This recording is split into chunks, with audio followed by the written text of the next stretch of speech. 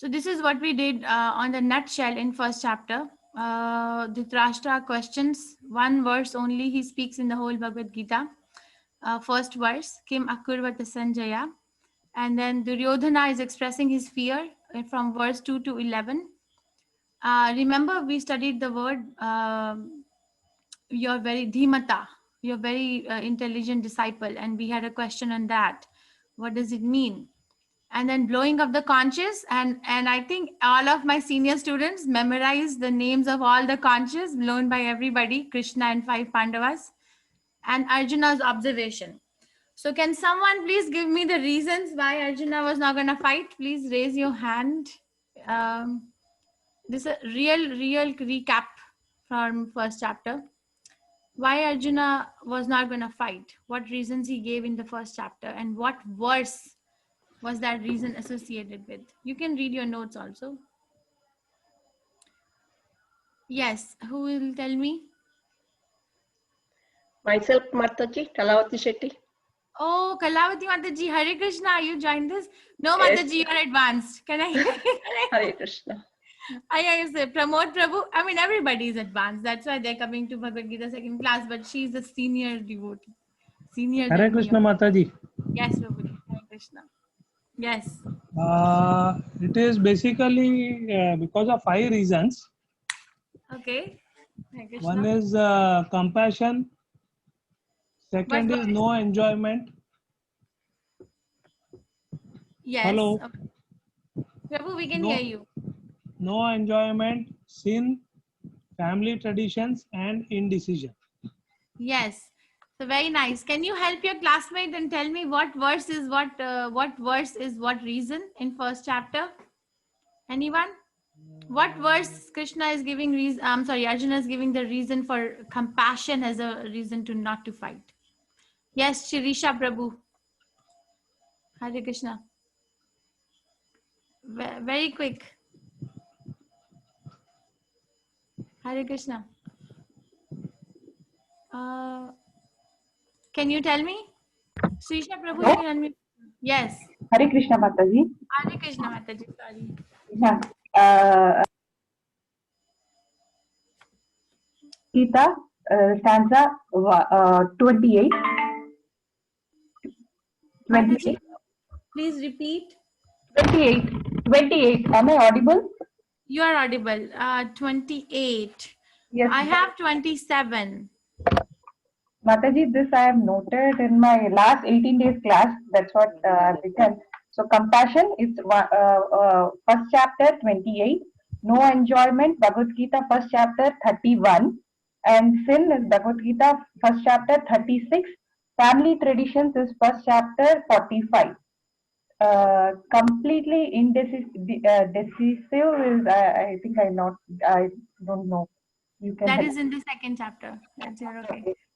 Okay, anybody else? Hare Krishna. Thank you, Mataji.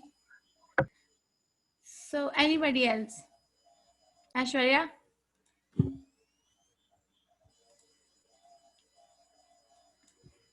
Hare Krishna. We can't be wasting time in silence. Please talk. This is a small group, so please interact. I'm trying to pull up the chapter. Hare Krishna. Mataji, I'm in WhatsApp helping people, so just 2 minutes. Okay. Thank you. Okay, so the reasons given were compassion and no enjoyment, sinful reaction, and destruction of the dynasty. In the first chapter, Arjuna gives 4 reasons. Second chapter, he gives the indecision as a reason from 6th verse to 7th verse, which hopefully we can get to. So there's a little bit of a confusion. I think both 27 and 28 can be taken, but why Mayapur Bhakti Shastri says 27? Let's see. Hare Krishna Mataji. Hare Krishna. So, okay, it starts from here. Hare Krishna, who wanted to speak? Okay, so I'm going to take over. So here, see, this is verse number 27. You can see my screen, right? When the son of Kunti, Arjuna, saw all these different grades of friends and relatives, he became overwhelmed with compassion and spoke as follows. So he starts the reasoning for compassion from verse number 27. I think 28 is fine too. 28 is, my dear Krishna, seeing my friends and relatives present before me in such a fighting spirit, I feel the limbs of my body quivering and my mouth drying up. And in the purport, Srila Prabhupada said that this is because of the compassion. He even felt for the soldiers of the opposite party. So Mataji, we both are okay. It's just that the Mayapur Institute, this is my reference, so Mayapur Institute Bhakti Shastri. So when they give the table, they have given us 27. But I wholeheartedly accept. And the enjoyment is from, there's a sequence from verse number 30 to 35. And sinful reaction is basically verse number 36. Destruction of a dynasty was a homework for my seniors, senior students, senior batch. That what is the sequence of events that leads to destruction of the dynasty, which we will discuss a little bit after we read. Okay, so let me go over the slides. So welcome, today's chapter 2, summary of Bhagavad Gita's contents of Bhagavad Gita summarized. So this slide is going to come up again and again. In each and every chapter we are going to start. This slide represents basically the 150 verses of Bhagavad Gita, which are touching the major theme. So on the x-axis is the chapter, on the y-axis are the themes. Okay, so these are the themes. Don't worry about it. As we go through the verses, I will remind you all. So chapter 2 touches most of the themes, as you can see where my arrow is. Soul and transmigration, characteristic of self-realized person, the levels of knowledge, mind and self-control, yoga processes, renunciation of work versus work in devotion, defeating impersonalism, devotees and non-devotees, the material modes of nature, varnashram dharma and bhakti. So basically, this is a trailer of the whole Bhagavad Gita. These are the shlokas to be memorized. My Saturday class, we were not able to touch even 7th verse. Don't worry about the whole thing.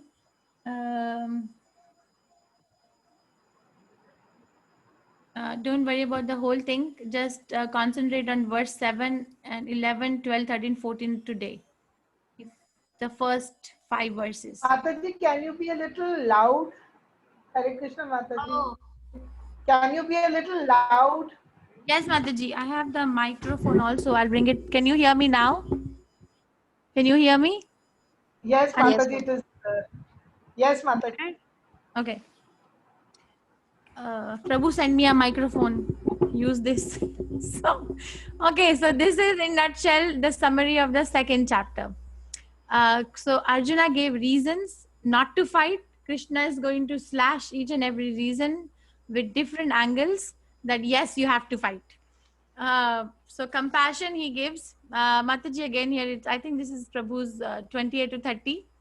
And Krishna is going to address the reason in verse 11 to 30 by giving him knowledge. Okay, you don't have to write this. I want to make this available to all of you, or it's up to you how you learn better. So knowledge, he's gonna give knowledge of where the compassion should be really applied. And then Arjuna gave reason, no enjoyment. I'm gonna kill my family, or my family will be dead and gone. So what is the meaning of enjoyment without any family?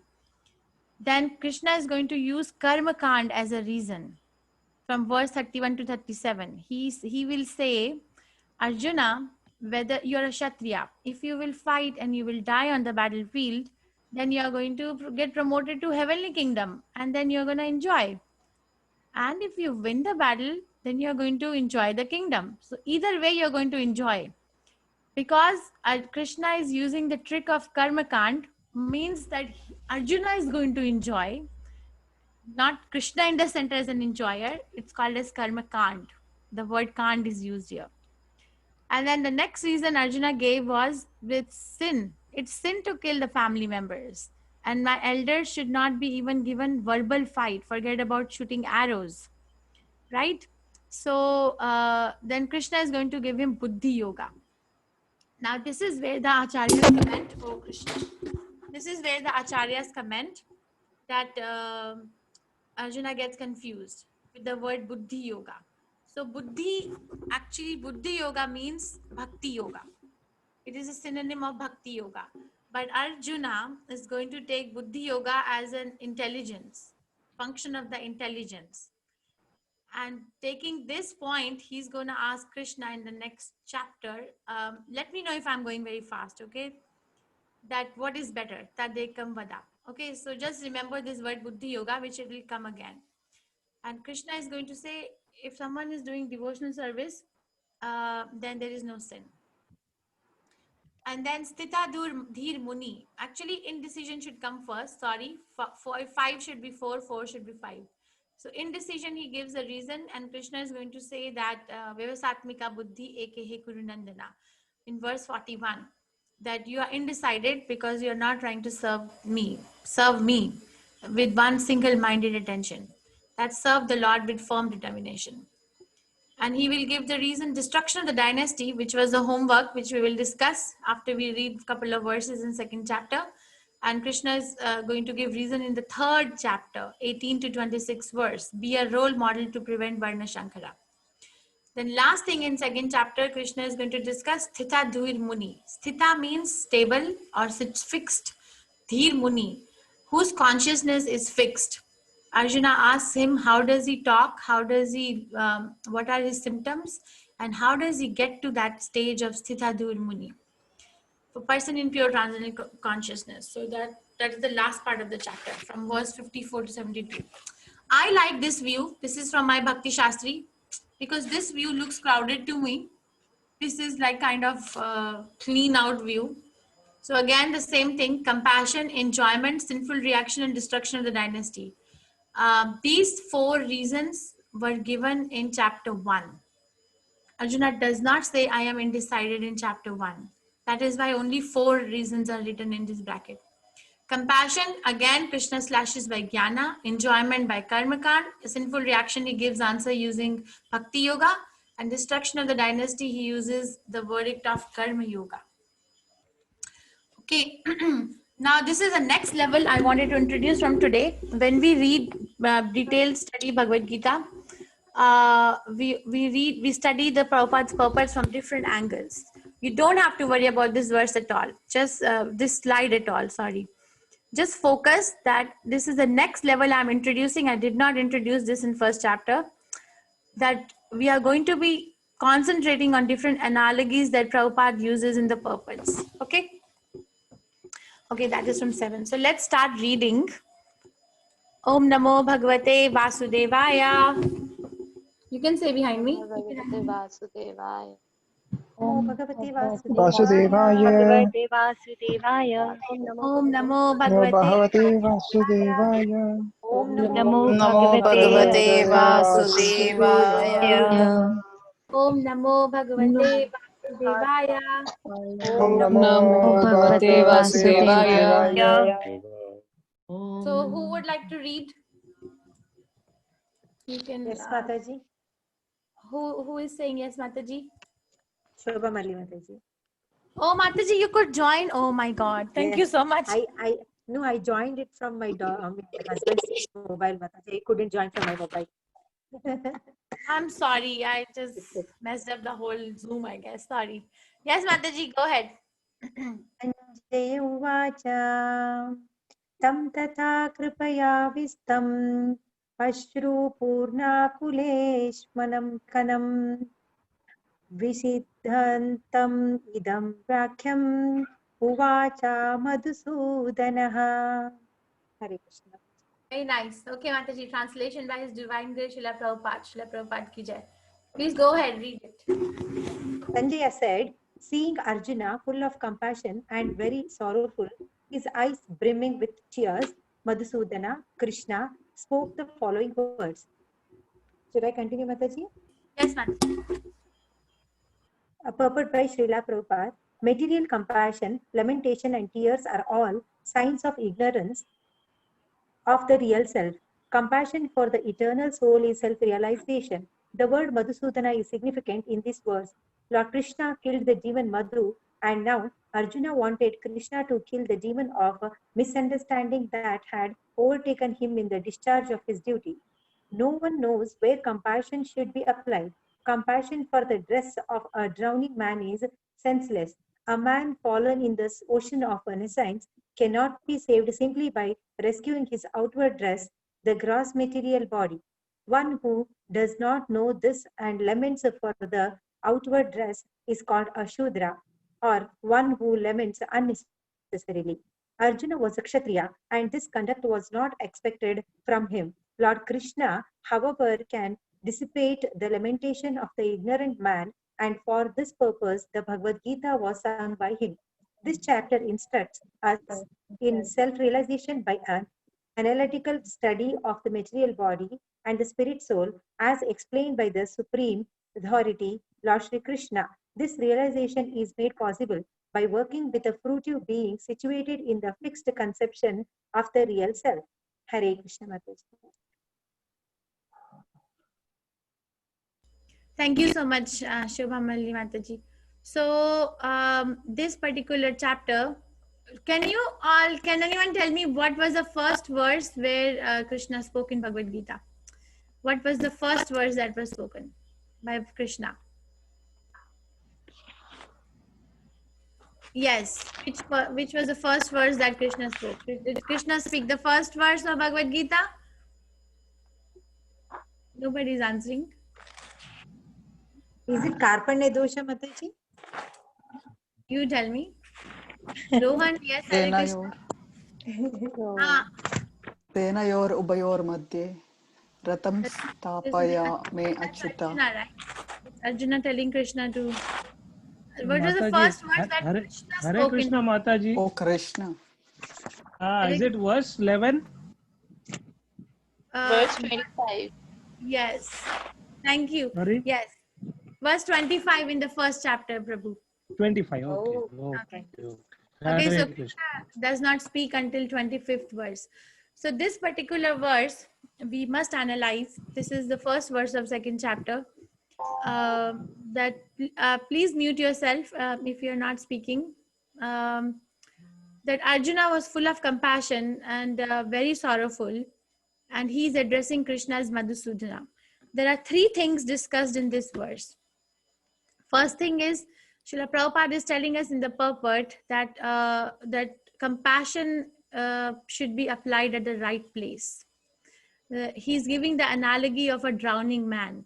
So tell me, if someone is drowning, are we interested in saving their dress if they're wearing a very, very expensive dress or very, very expensive shirt? Or are we interested in saving the person? What are we interested in? saving the person. Saving the Lord. person. Right? So that's what Prabhupada is saying. Actually, in clinical psychology, I heard a podcast once. They divide compassion into two main broad categories. Okay, they really use these words. The one is wise compassion, and the other is idiot compassion. Of course, they are using it in a material way. So the podcast that I was hearing, it said that let's say that someone has a friend, and that friend is going through a tough time. Let's say that they are not able to get a job. So the wise compassion will be to address the feeling of the friend and say that yes, it's really hard, I can relate to it. Yes, it sucks, you don't have a job. Yes, but keep trying, and also look for alternatives, right, if they're open for opinion. But the idiot compassion will be, everything is destined, you're going to get it or you may not get it, it doesn't matter, you will be maintained anyway. So that is like that is, we don't want that kind. Anyhow, that is a material. Both the compassion shown over there, what they are dividing in two categories, wise compassion and idiot compassion, they're material. But if we really use the same example and apply it in our Krishna consciousness, the thing will be that yes, we take care of the body. Yes, we take care of the people associated with our body, family, friends, or if someone is the prime minister of a country, then the country. Yes, we do all that. But at the same time, the real interest is self-interest. Nate vidu swarthagatim hi Vishnu. Nate vidu swarthagatim hi Vishnu. So the real interest is, yes, I'm doing all these duties because I am required, but it's a duty only. It's not my life and soul, not my, oh my God, I have a son now, and then my son is going to have a children in future, and then my children, but then I'll have great grandchildren, and then the 7 generations I have to prepare for before I leave this planet. Not like that. Okay, not like that. Change yourself, the generation itself will change. So compassion for the dress of a drowning man is senseless. Is everybody clear? Because the whole chapter is based on these 3 things, which I'm going to tell. Number 1, Srila Prabhupada talks about compassion. And what is a wise compassion? The wise compassion is compassion for the eternal soul, is self-realization.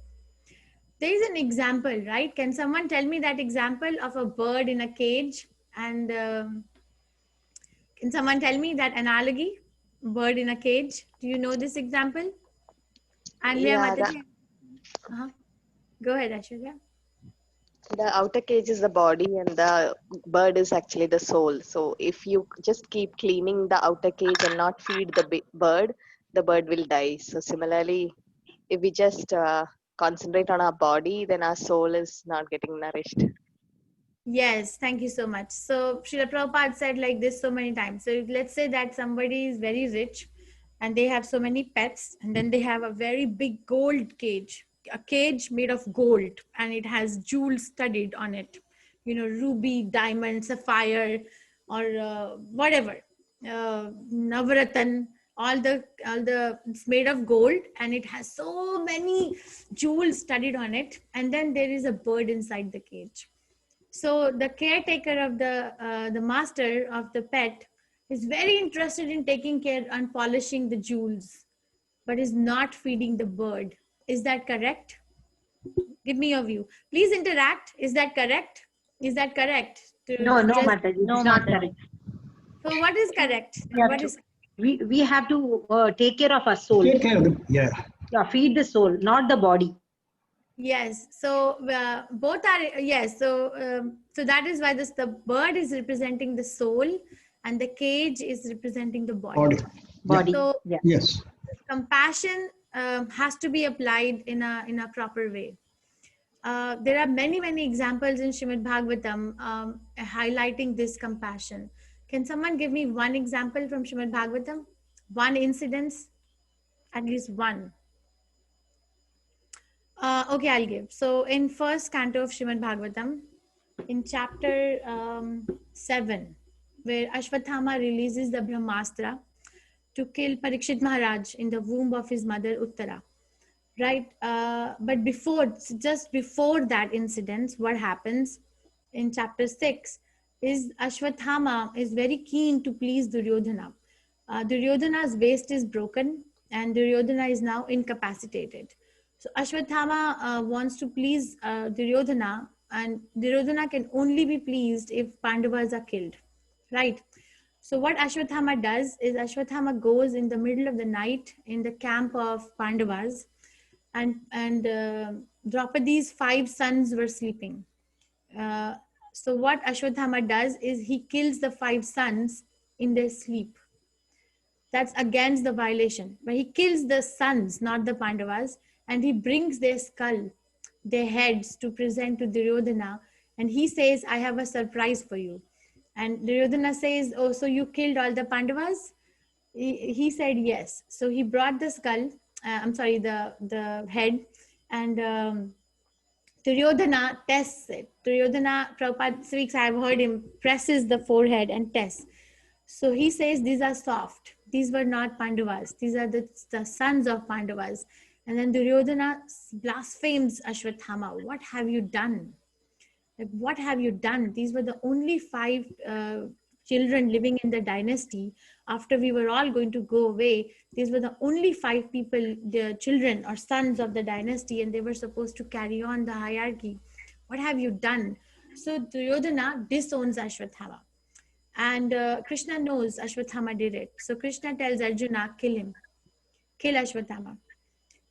But Draupadi, This is where the compassion is. Draupadi tells Krishna and Arjuna, don't kill, because I have lost my 5 sons. I can relate to the pain of a mother when she loses her sons.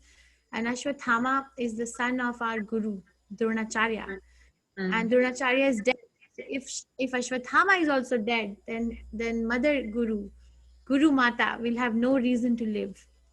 So there it is commented that this reflects the soft-hearted nature of a woman, but it is not encouraged in a war.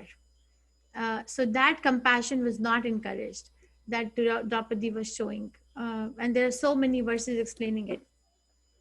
So anyhow, Krishna teaches him a lesson by insulting him, and that is also like a death for a Kshatriya. First thing that is discussed in this verse is a compassion. The second thing that is discussed in this verse is the purpose of Bhagavad Gita. See, Lord Krishna, however, can dissipate the lamentation of ignorant man, and for this purpose, Bhagavad Gita was sung by him. So Krishna sang this song for all of us, not just for Arjuna. This is the second point in this verse. And the third point in this verse is that this chapter is going to tell us about self-realization by analytical study of the material body and spirit soul. Okay, it's analyzed. We will see what the body is made of and what the soul is made of, and then you'd figure out what you are. Krishna is going to give that. So everyone is clear. Three things which are highlighted is: 1, compassion; 2, purpose of Bhagavad Gita; 3, this chapter is based on analytical study of material body and spirit soul. Okay, should we go to the next verse? Who would like to read? Who would like to read the second verse? Do you want me to choose? Gaurav Prabhu, would you like to read, please?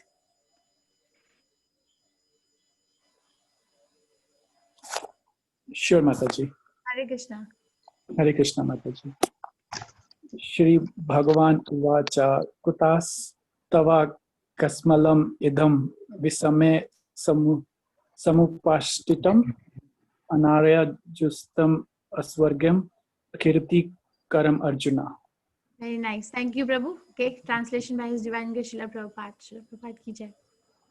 The Supreme Person Bhagavan said, "My dear Arjuna, how have these impurities come upon you? They are not at all befitting a man who knows the progressive values of life. They do not lead to higher planets, but to infamy." Purport: Krishna and the Supreme Personality of Godhead are identical. Therefore, Lord Krishna is referred to as Bhagavan throughout the Gita. Bhagavan is the ultimate in the absolute truth. Absolute truth is realized in 3 phases of understanding, namely Brahman, or the impersonal, all-pervasive spirit; Paramatma, or the localized aspect of the Supreme within the heart of all living entities; and Bhagavan, or the Supreme Personality of Godhead, Lord Krishna. In the Srimad Bhagavatam, this conception of the absolute truth is explained thus: Vadhanti tat tattva vidas tattvam yaj jnanam adhyayam brahmeti paramatmeti bhagwan iti sabdyati. Nice. The absolute truth is realized in 3 phases of understanding by the knower of the absolute truth, and all of them are identical. Such phases of the absolute truth are expressed as Brahman, Paramatma, and Bhagwan. Bhagavatam 1.2.11. These 3 divine aspects can be explained by the example of the sun, which also has the 3 different aspects, namely the sunshine, the sun's surface, and the sun planet itself. One who studies the sunshine only is the preliminary student. One who understands the sun's surface is further advanced. And one who can enter into the sun planet is the highest. Ordinary students who are satisfied by simply understanding the sunshine, its universal pervasiveness, and the glaring effulgence of its impersonal nature, may be compared to those who can realize only the Brahman feature of the absolute truth. The student who has advanced still further can know the sun disk, which is compared to the knowledge of the Paramatma feature of the absolute truth. And the student who can enter into the heart of the sun planet is compared to those who realize the personal features of the supreme absolute truth. Therefore, the bhaktas, or the transcendentalists who have realized the Bhagwan feature of the absolute truth, are the topmost transcendentalists. Although all students who are engaged in the study of absolute truth are engaged in the same subject matter. The sunshine, the sun disk, and the inner affairs of the sun planet cannot be separated from one another. And yet the students of the three different phases are not in the same category. The Sanskrit word Bhagwan is explained by the great authority Parsara Muni, the father of Vyasadeva, the Supreme Personality who possesses all riches, all strength, all fame, all beauty, all knowledge, and all renunciation is called Bhagwan. There are many persons who are very rich, very powerful, very beautiful, very famous, very learned, and very much detached, but no one can claim that he possesses all riches, all strength, etc. entirely. Only Krishna can claim this because he is the Supreme Personality of Godhead. No living entity, including Brahma, Lord Shiva, or Narayana, can possess opulences as fully as Krishna. Therefore, it is concluded in the Brahma Samhita by Lord Brahma himself that Lord Krishna is the Supreme Personality of Godhead. No one is equal to or above him. He is the primeval Lord or Bhagwan known as Govinda, and he is the supreme cause of all causes. Ishvara Parama Krishna Satchidananda Vigraha Anadir Adir Govinda Sarvakarana Karanam. There are many personalities possessing the qualities of Bhagwan, but Krishna is the supreme because none can excel him. He is the supreme person and his body is eternal, full of knowledge and bliss. He is the primeval Lord Govinda and the cause of all causes. In the Bhagavatam, also there is a list of many incarnations of the Supreme Personality of Godhead, but Krishna is described as the original personality of Godhead, from whom many, many incarnations and personalities of Godhead expand. Ite Kamsa Kalha Pamsa Krishnastu Bhagavan Swayam Indrari Vyakulam Lokam Mridhyanti Yuge Yuge. All the lists of the incarnations of the Godhead submitted herewith are either plenary expansions or parts of the plenary expansions of the Supreme Godhead. But Krishna is the Supreme Personality of Godhead himself. Srimad Bhagavatam 1.3.28. Therefore, Krishna is the Supreme Personality of Godhead, the Absolute Truth, the source of both the Supersoul and the impersonal Brahman.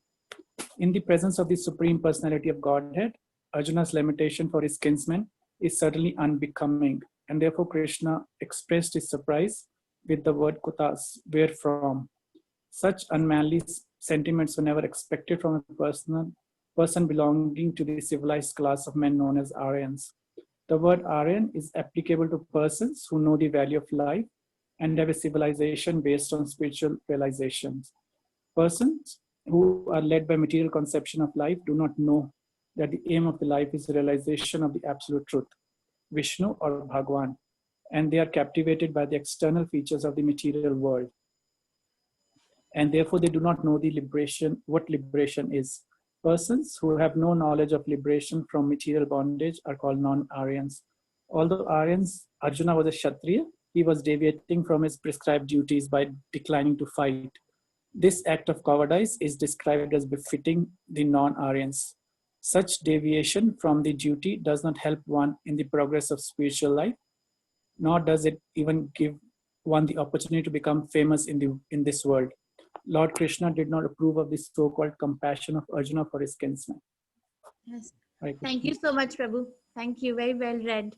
So this is a very important verse. There are 4 important things discussed. Supreme Person said Bhagwan. Krishna is addressed as Bhagavan, Shri Bhagavan Uvacha. And we will read this Bhagavan, Bhagwan, Bhagwan many, many times in Bhagavad Gita. My dear Arjuna, how have these impurities come upon you? They're not at all befitting a man who knows the progressive values of life. They do not lead to higher planets, but to infamy. So Krishna is not accepting the compassion. Mind you, Arjuna has not yet surrendered to Krishna. Arjuna has not yet said that now I surrender to you and now I accept you as a guru. They're still having friendly talks.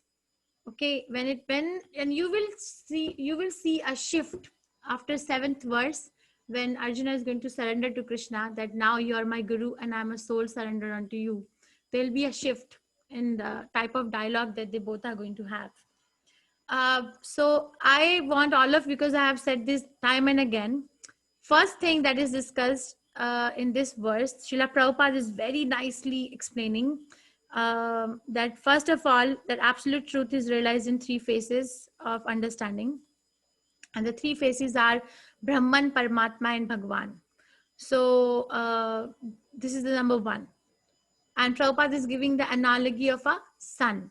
So sunshine, sun disk, and sun planet itself.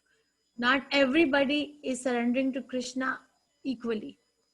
Everybody is going to Krishna with different degree of surrender. It's not that everybody is going to take sannyas, right? Or everybody's, even if the sannyas is also not important, everybody is going to commit to Krishna consciousness in the same manner. No. So somebody wants to understand Krishna as his impersonal pervasive spirit, which is compared to sunshine. Somebody wants to understand Krishna as a Paramatma sitting in the heart. And somebody wants to understand Krishna as his original two-handed form, right? Vainum kalantam aravinda dalayataksham barhamasham tamasitam buddha sundarangam kandarpa koti kamaniya vishesha shobham govindamadi purusham tamaham bhajami. So Brahma Samhita 5.30, that verse that where Krishna's two-handed form is described in great detail. So this is the first point. Okay, we will discuss a little bit more in detail. The second point that Prabhupada is saying, that out of the people who are trying to understand Krishna as Brahman, Paramatma, or Bhagwan, the devotee who's trying to understand Krishna in the Bhagwan feature is the best. Why is it the best? If I ask, why is the impersonal realization of Krishna not the topmost? Why? See, Krishna, some people are undergoing so much austerity and so many penances, and they're realizing that God is energy. That's impersonal realization of Krishna. Let me pull up the Goluka chart, which will, is this point clear? Paramatma, Brahman, Paramatma, and Bhagwan, is this point clear? Mataji. Yes, Mataji. Yes, Mataji. Sharmila Mataji, yes, it is clear. Thank you. But who was the one to whom it was not clear? Shirisha, Mataji, can you elaborate? Yes. Sharmila Mataji, would you like to explain? She's a very senior devotee, Mataji. Go ahead, Mataji. The Brahman realization, like we can understand only the Sat feature of Krishna. And in Paramatma, like it is, we can understand the Sat and Chit features of Krishna. And in Bhagwan realization, it is all the three, Sat, Chit, Ananda features we can realize. So it is complete realization in Bhagwan feature. Yes. So, yes, thank you, Mataji. Very nicely explained. So, Mataji, you see, if you're driving, let's say you're driving on a highway, okay? And I tell you that, is it Shirisha Mataji who was talking? Yes, Mataji. Yes, Mataji. Okay. Now I tell you Shirisha Mataji, and I'm sitting with you. You're driving in the car and I'm sitting with you, and I say, Shirisha Mataji, look on your right side. So you look on your right side and this is what you see. What do you see? What do you see here in this picture? A landscape. So describe something? Horizon, clouds, and horizon. Horizon, clouds, and some water body maybe. See, it looks like a water. But there is no specific form, right? You cannot say that this has two hands, two legs. It's just like a formless horizon. Correct or not? Yes, Mataji. So now I say, okay, Srisha Mataji, this is such a good weather. Just get out. Let's get out of the car. Let's park the car on the side, on the curb, and let's get out. So we both get out, and then we both see something. We both go closer, and then we go and see this. What is this? A tree. The tree was invisible from far away. Now we parked the car, got out of the car, and got into, like, we took the steps down, and we saw, oh, there is a tree which was not visible before, right? And then I tell you, I'm very hungry, get me a fruit. So you climb the tree and then you see this. What is this? A bird. Parrot. So see, originally it was invisible. It was there. It was there, but it was invisible, right? We could only see this. And then we were more intelligent. So we went and saw that if there is some form in this formlessness, and further details of the form. What are the further details? So similarly, what do you see here? If you have to tell me what is the most prominent thing that you're seeing in this slide. Light. Rays, Right. vapors. Yes, very nice. So that is equal to Brahman effulgence. Brahman effulgence means impersonal conception, or it just means there's a light which is coming out from the body of Krishna or Goloka Vrindavan. Okay, now that is the goal of realization for Mayavadi philosophers. They want to realize Krishna in the energy, which is nothing but rays emanating from his body and his planet. Now, a more intelligent devotee would try to look for the source of the light. So they will find first feature of Paramatma, which is sitting in the heart. And the most intelligent devotee will figure out what is the source of both these things. Then they will end up with this parrot Krishna. Prabhupada is using an analogy of a sun. It's very easy. Some people are just happy to know that there is sun today just by looking at the sunshine. Okay, but the more intelligent person will try to look, what is the source of this sunshine? Where is it coming from? So a person will lift its head up and look in the sky. Where is it coming from? And will end up looking at a sun disk. It looks like a disk, right? Right or wrong? Right. Right. Okay, okay, thank you. So it looks like a disk when I raise. But the most intelligent person will try to study the planet itself and see, is it a disk? Then they'll find out, no, it's not a disk. It's a shape of an egg. Right? So that way, Krishna can be realized. I will show you one more painting. Krishna can be realized in these different features. This is Goloka chart. Don't worry about the chart, but I just want to show you that most of the devotees who are, see, this is the material world. And most of the devotees just want to, Mayavadi philosophers, not most I should say, want to merge in the Brahma Jyoti. Do you see this Brahma Jyoti written here? They are just satisfied in seeing Krishna as a energy or consciousness. They don't go beyond. Okay, that's one. Brahma Jyoti is this sky around. But a more intelligent devotee will try to look for the source of this Brahma Jyoti. What is the source? Then there are two levels understanding this sky. One is Kshirodaksha Vishnu or Paramatma, this feature. And the other highest is this feature, Goloka Vrindavan, in where Krishna is standing. So basically Brahma Jyoti is nothing but a radiation or coming out from this planet. Okay, did you understand? Yes. Yes. Hare Krishna. Okay, so this was the second. So first point is that Vadanti Tattva Vidas, there are three levels of understanding. Then Srila Prabhupada concludes the first point by ending that Bhagwan feature is best.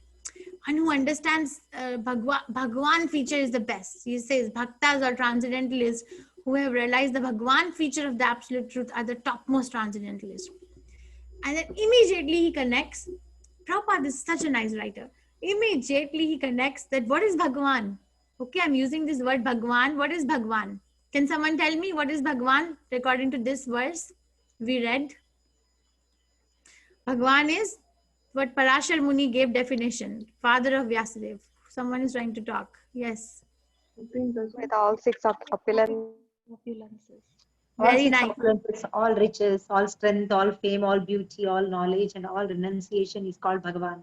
Yes, very nice. So 6 opulences which are included in toto. Not like there are so many people in this world who are very famous for whatever they do, or who are very beautiful, who are very learned, who are very powerful, who are very rich, and who are very renounced.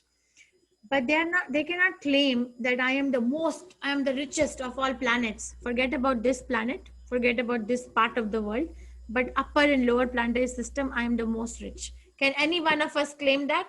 Or let's say together, whatever wealth we have together, we will merge it. Can we still claim, okay, now we are the most rich people of the whole universe? Yes or no? No. I will pool in my savings, you pool in your savings, everybody pool in. So much savings will come up.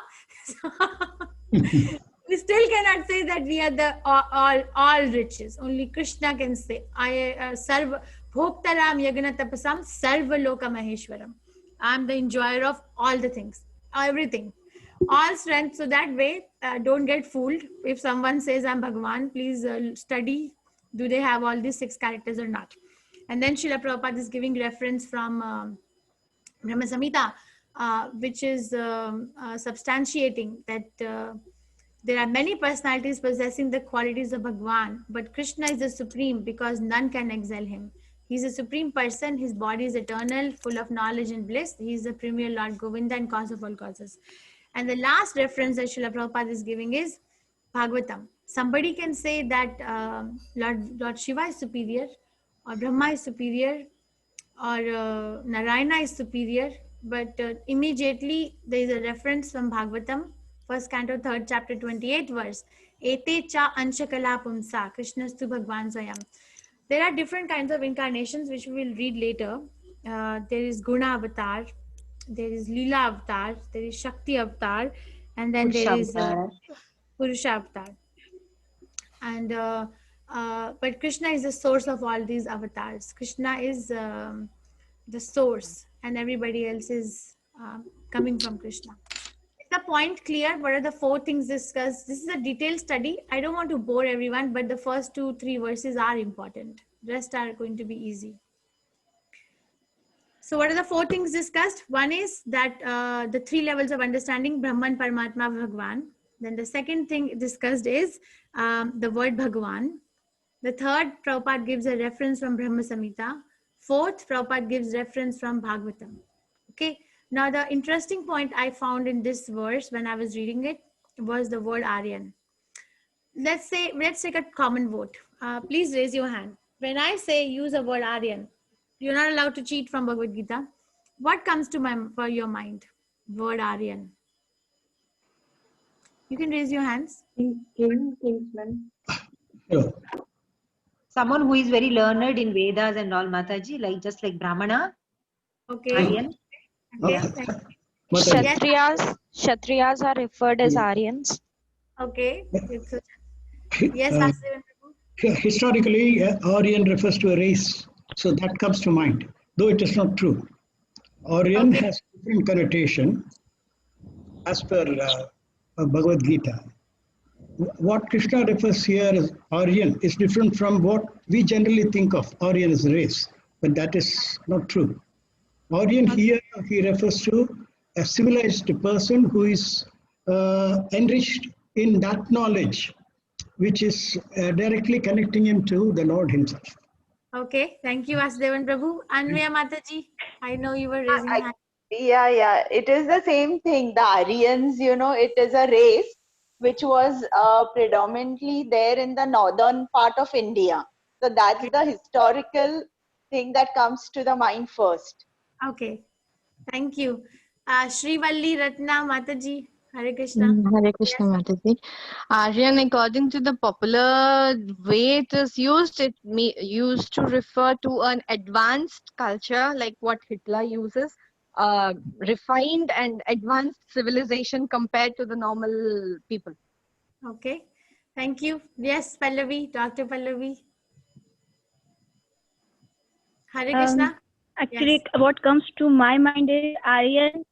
Hare Krishna. Aryan is someone who fights for dharma, for the right, judging the right, for the dharma, means for establishing dharma. For one who fights for dharma, okay? Yes, Poonam Mataji, Hare Krishna. Hare Krishna Mataji. Mataji, Aryan means the person who has the responsibility to take care of the people.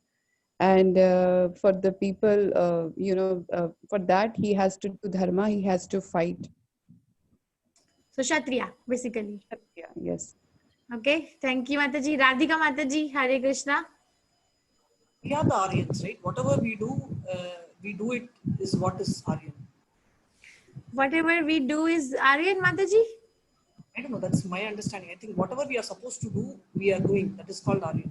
Oh, okay, I'm sorry, I've missed that part. Okay, so one who follows the prescribed duty is the Aryan. Yeah. Okay, thank you, Mataji. Dr. Paddy, very silent. Yes, Dr. Paddy, what is the Aryan? What comes to your mind, if I may ask? Yeah. I feel Aryan means it is basically those. It is a in the evolution of the mankind, people who has become more civilized, and those who have chosen the spiritual path for the progress of their consciousness. I think those are called Aryan by Lord Krishna, because he thought that Arjuna, because he has the knowledge of dharma, and that's why he's telling that being Aryan, how like that. So looking at this verse, I feel those who have already got into civilized way of living in the society, and who has the responsibility of growing themselves and those who follow them towards a spiritual realization. Okay, thank you, Dr. Buddy. Nupur Mataji. Hare Krishna. Yes, Mataji.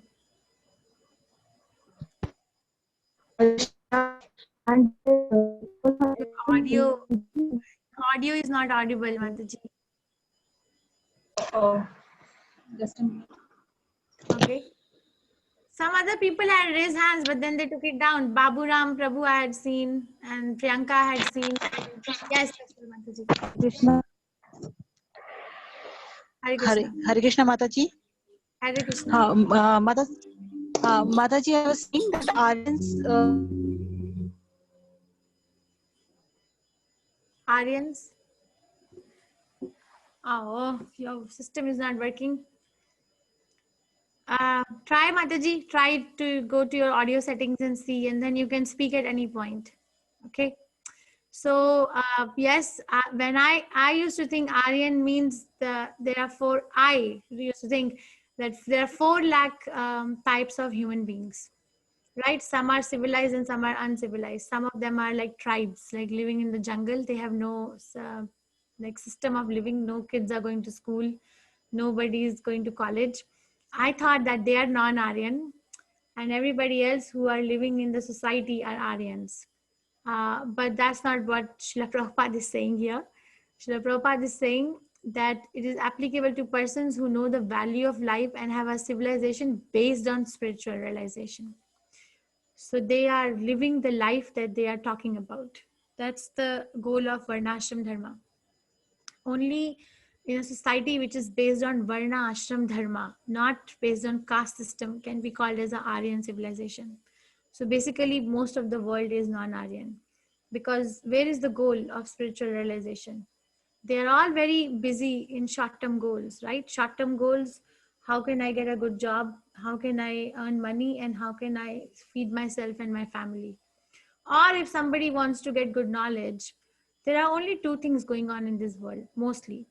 Karmi or Kami. Kami means desiring. And the other is Jnani, who is fed up of all this desiring business, wants to now cultivate the knowledge. The bhakti school that Prabhupada gave us is very, very rare. Brahmand Brahmite Kono Bhagyavan Jeev. Guru Krishna Prasade Pai Bhakti Lata Bij. Brahmand Brahmite. Chaitanya Mahaprabhu says in Chaitanya Charitamrita, the only very rare soul which is going through Brahmand Brahmite, entire universe going around from one planet to another planet, to one body to another planet. Kono Bhagyavan Jeev.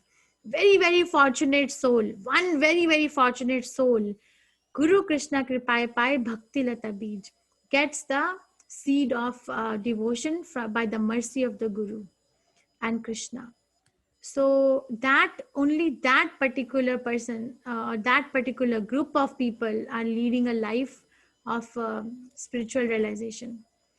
Everybody else is very, very taking a detour. There's a short-term goal. How can I sleep better? How can I earn better? How can I do better? There is no long-term goal. How can I go to Krishna better? It's very common. You won't be able to talk. Especially if you go to very highly intelligent people, you go to scientists who are doing research in the lab, and they're trying to invent so many things. Like I work in America, right? I have seen people getting treated for rarest of the rare diseases. Such children would have died in India. No point. There is no way. But then here they do gene therapy, and they convert the body mechanism. Khatam. I have seen, actually I have assisted in gene therapy. So, so we see that this was supposed to be the future of this child, but was not supposed to live beyond 2 years of life. But now they're living 18 years, 20 years, and fine. So if you go to that person and tell about Krishna consciousness, then they will show you a gene map. The body is made of these genes, and if I can correct this chip and correct this chip, then done. They don't have a conception of the soul. Does anyone know about the story of what is the name of the owner of Disneyland? Walt Disney? Is it Walt Disney, the Disneyland owner? Yes, ma'am. Yes, Mataji. Walt Disney, right? So he's very famous. Walt Disney was very rich. He had lung cancer, and he had hired topmost physicians of the world to treat his disease. But it was clear that he was not going to live. So you know what he did? He had so much money. He told the scientists and the physicians, topmost of the whole world, that I'm going to leave you this much amount of wealth. So do one thing, preserve my body. When I appear dead, preserve my body very nicely. And the day that you're going to come up with a solution or with a medication that you can bring a dead body alive, just inject it in my body and I'm going to come back alive. He did it. You can Google it. And then his body was preserved in a freezer. And all his money was used for this research work by the so-called scientists. And then the relatives were fighting because so much money is getting wasted to bring the dead man to life and it's not going to happen. So the relatives are fighting that this is a waste of money. The medical science should not get our money. Get this money back. We need the money. And the scientists were showing the paper that Walt Disney left them, that he has left it. Okay, so one night, one of his relatives went and unplugged the freezer with the body gone. So that is also non-Aryan, even though he's the richest person of the whole world at that point. That is also completely non-Aryan because it's very, very materialistic. Okay, so anyway, so we'll go ahead. But the 4 things Prabhupada discussed, basically in 2nd chapter, 2nd verse, Prabhupada is trying to establish Krishna as Supreme Personality of Godhead, giving different references. Okay, should we go ahead? Should we read a few more and maybe 10-15 more minutes, and then we can discuss the homework from last week? Mataji, I have a query in this Brahman, Paramatma and Bhagwan. The Brahman and Paramatma, both forms are essentially on the Brahma Jyot. Brahma Jyoti. Focusing on the Brahma Jyot. So how are they both different, the Brahman and the Paramatma?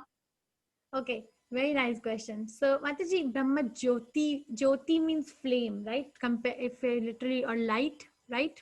Jyoti. Yes. So the light has no form. Yes. It's formless. It has it has or maybe if it has a form, then the form is very temporary. It's not fixed.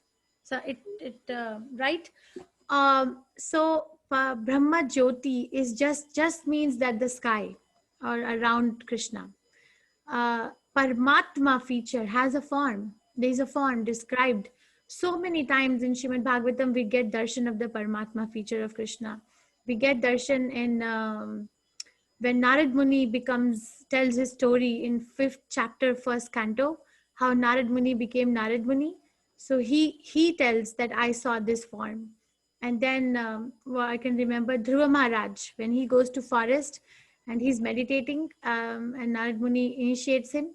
And then he meets Krishna in 6 months. He meets the Paramatma form or Narayan form of Krishna. This is described. That is with 4 hands, no, Mataji? Yes, Paramatma form is 4 hands. Okay, yes. 4 hands. Okay. And then another incident which is coming in my mind is 6th canto, Chitraketu. Chitraketu Maharaj, after he gets knowledge from Narad Muni, after he lost his son and he was lamenting, and Angira Rishi and Narad Muni comes and he gets knowledge. So he meets Krishna in Narayan form. And one of my favorite parts in Bhagavatam is when Aniruddha, You know, Aniruddha, Pradyumna, Sankarshna, and Narayana. These are the four expansions, right? So Aniruddha form is described. Aniruddha means the Lord who controls the mind of a living entity. That is also explained and in Narayan form. So that form is form of Paramatma. And that is described. There is a form.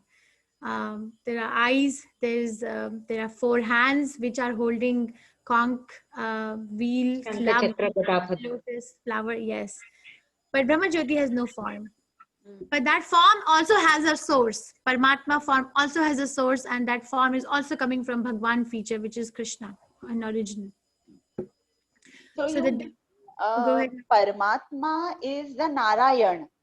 The form is Narayan. Yes, four-handed form. Yes. And Brahman is no form. It's just the light. Yes, coming from the effulgence of body. Our bodies exhibits no light, right?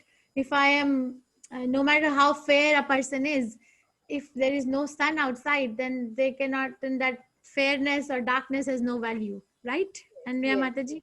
Yes. But sun has effulgence, right? Sun, one planet is like illuminating the whole universe. But the effulgence has a source, like that Brahma Jyoti has a source which is coming from Krishna. Okay. Okay. Mataji? Yes, Prabhu. Yeah, there is a precise. Mataji, There is a precise. Hello. Yes. Mataji, Vasudevan here. There is a precise definition for Paramatma and Parabrahma. Paramatma, Parabrahma, Sachidananda Vigraha.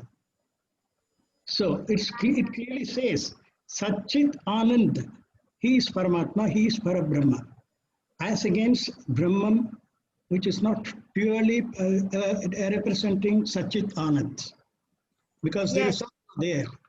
So Paramatma and Parabrahma, they represent, they are synonymous, representing Sachit Anand, Vigraha. Yes, so Vigraha is a form. Yes, thank you. Yes, Dr. Paddy. Dr. Paddy, please speak. Yeah. Hello. I'm audible. Hello. Yes, Prabhu. Yes, Prabhu. Yes, Prabhu. Hello. I'm audible. Yes.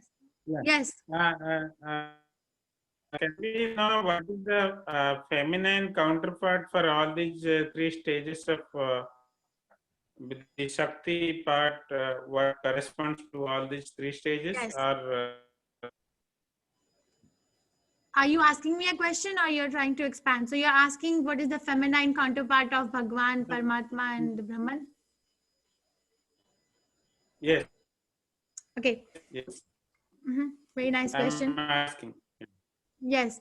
So the feminine counterpart in spiritual life has two meanings. Okay, the word feminine has two meanings. One is the energy. So if there is an energy, then there is an energetic. And the other is the one that is to be enjoyed. So Purusha and Prakriti, this is explained in 13th chapter of Bhagavad Gita, these two words. And Srila Prabhupada explains it very nicely. He says Purusha, word Purusha means enjoyer, not like a man or woman. It's just the word itself means enjoyer, one who enjoys. So he explains for a man, but in that context, I don't want to confuse, but let's see. Purusha word means enjoyer. Prakriti means one who is to be enjoyed. Okay, so feminine counterpart itself in spiritual language means that one who is subordinate to the Purusha. So in that way, there are two energies, right? External and internal. The Hladini Shakti and which is Antaranga Shakti and Bahiranga Shakti. Krishna, this is a deep question, Dr. Paddy. I'll just give you a preview. Krishna has three kinds of energies. What are the three kinds of energies? Internal energy, Antaranga Shakti. Marginal. Marginal energy. Marginal. Internal, external, and marginal. Very nice. So internal energy is something which is called Antaranga Shakti, which is under which the spiritual world is maintained. The spiritual world also needs maintenance. It is maintained by internal potency of Krishna. The external potency is Bahiranga Shakti, which is maintaining the external world, the material world, which is separated from the spiritual world. And Tatha Shakti is a Shakti which is on the margin. It can go here or it can go there. Okay, so the feminine part will be Yogamaya or Mahamaya. These potencies are controlled and regulated under the supervision of Krishna by Mahamaya and Yogamaya. Mahamaya is what we are under, the spell of Mahamaya. Which is the function of Mahamaya is to put one in forgetfulness of Krishna. We are very conveniently forgotten. We have very conveniently forgotten Krishna. It's a work. It's a work to think of Krishna. Why is it a work? Soul is a part and parcel of Krishna. Why is it a work for soul to remember Krishna now? Because of Mahamaya. Sorry. Now Yogamaya is a energy of Krishna, which is controlling the spiritual resident, the spiritual world residents, and its function is how they can serve Krishna better. You know, all the highest devotees like Mother Yashoda, for example, she can't forget Krishna. Even if she wants, she can't forget.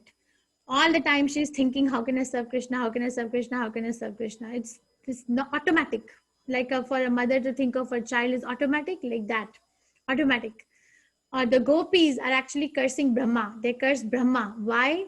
They curse Brahma because Brahma made the eyelid. You know, this eyelid he made. So they said, you have wasted our time by making these eyelids. We have to blink them, and that for that fraction of a second we can't see Krishna. So that much, how much they remember Krishna minute to minute. So the answer to your question is Yogamaya and Mahamaya is a feminine counterpart, but it is not to be taken as a man and a woman of this world. Dr. Padi, did you get it? Is he here? The other deities like Durga, Mahalakshmi and all what we worship, they are at the godhead plane, in the demigod place, or from the Brahman and above, do they have a role to play? What we call Mahalakshmi and Durga. Yes, so they are actually the possessor of Mahamaya. I want to show you this slide again. Everything is so they are actually the possessor. Durga means fort. The literal meaning of the word Durga is fort. So she is actually see this chart. Can you see, all of you? Yes. So yeah. Yes, Mataji. So this is the, let's see if I can, this is the spiritual world, or maybe this one you can see. Let me make it bigger. This is the spiritual world, okay? This is the Goloka Vrindavan, the topmost planet in the spiritual world, which is in the shape of a lotus. The center is where Krishna lives. That's called Goloka Vrindavan. These are all references on both the sides, how this chart is made. And the whorls or the petals of lotus are representing different devotees and their transactions, what affection is going on, okay? Below that is Vaikuntha planets. So there are also Vaikuntha, and topmost is Goloka Vrindavan, but below that is Vaikuntha planets. And then this is Brahmajyoti, which is an effulgence coming out from these planets, the sky. And then this is the material world. The material world, when Krishna comes to make material world, he expands himself as Karanadakshay Vishnu, and he also gives Shakti avatar, Durga. You see this Rama Devi written here, or Maya Devi here. You see this? Yes. Two images. So they are Yes. Shakti avatar. Shakti. They have a potency. They are Shakti avatar. They are not all in all. So Krishna expands and makes Shakti avatar. And if you notice that their planets is above this material world. So Mahavishnu expands as Garbhadakshay Vishnu. Garbhadakshay Vishnu's navel lotus flower comes out, and in the stem of the lotus there are planets, and then Brahma takes birth. And then Brahma populates the planets, and then Krishna enters into each and every atom again in the form of Kshirodakshay Vishnu. But interestingly, Durga Devi and Maya Devi, they are outside this planet. They are not in the realm of this planet. We are here somewhere. Yes, so Devi Dham. Why? Because they do not let anybody who is going to disturb Krishna come out of here. So they are the guard of the fort. They're very, very exalted devotees. She's called Vaishnavi, right? She's a worshipper of of Vishnu, Vaishnavi, or Vaishno Mata. In North India, we call that. Now I realize the meaning of the word Vaishnavi. Vaishno Devi. So, yes. So Maya Devi, her duty is to check that devotees who are people who are taking up to Krishna consciousness, are they taking up with some other motive, or the motive is just that I want to serve Krishna? Basically, they are guarding this universe. But they're in spiritual world. They're not in material world. Okay. Dr. Padi, you saw it? Then in the material world, yeah, what we call Prakriti, and that is also a part of which is in a matter. They are trying to make us motivated towards the Krishna consciousness. The Prakriti, what we are facing in day-to-day life, is that part of Shakti or not? Because what we see here, Purusha and Prakriti, Purusha is within us, the soul part, and the Prakriti which is controlling outside, is it not the Shakti, the Durga, who is doing it in a manner to within our ignorance, it is trying us to be Krishna consciousness? Yes. Very nice question. So we studied it yesterday in the girls group. Girls, you remember Queen Kunti prayer? Tatha Paramahansa Nam. What was that? Tatha Paramahansa Nam Amalatmakam. Yes, Dr. Padi, very good analysis. We are, this material world where we are living has two things. One is material thing and one is spiritual thing. Both things are available. Like I have an option to go and dance in a nightclub and drink alcohol and associate with that. And I also have an option to go and associate with the devotees. So two things are available, right? So who has made it available? Maya Devi. Because not everybody is trying to go to Krishna. The things are available. But now I am given the choice what I want to choose. So if I choose the spiritual life, then there is going to be test. There is going to be doubts. Why people are not able to take up chanting 16 rounds at once? Because there are doubts. Maybe this is wrong. Maybe this is this. Maybe this is that. So where are the doubts coming from? They're coming from Maya Devi. So she's testing. Are you determined? That's a test for determination. Are you determined? Do you really want to do it? Do you have time? You know, these questions will come up in the mind. Do you have time? Are you sure? Are you sure you want to go to Krishna consciousness? There is this big movie getting released on Friday. Go there. Or, oh my God, I should show you this. I need to show you this. I'm going to stop sharing my screen for 1 second because I want to bring up this slide. That how Durga Devi or Maya Devi actually attack. This is hilarious.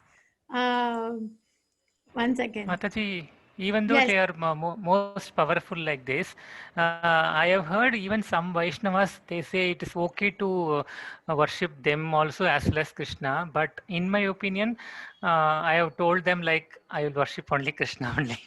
So which is good for us. Like in my opinion, even though they are most powerful, since we surrender to Krishna, we will surrender to Krishna only, right? We can't worship any other god, correct? Even though they are Krishna's potencies.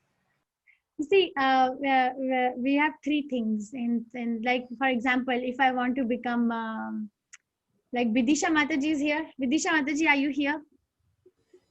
She's here. So she's a Mataji, I am here.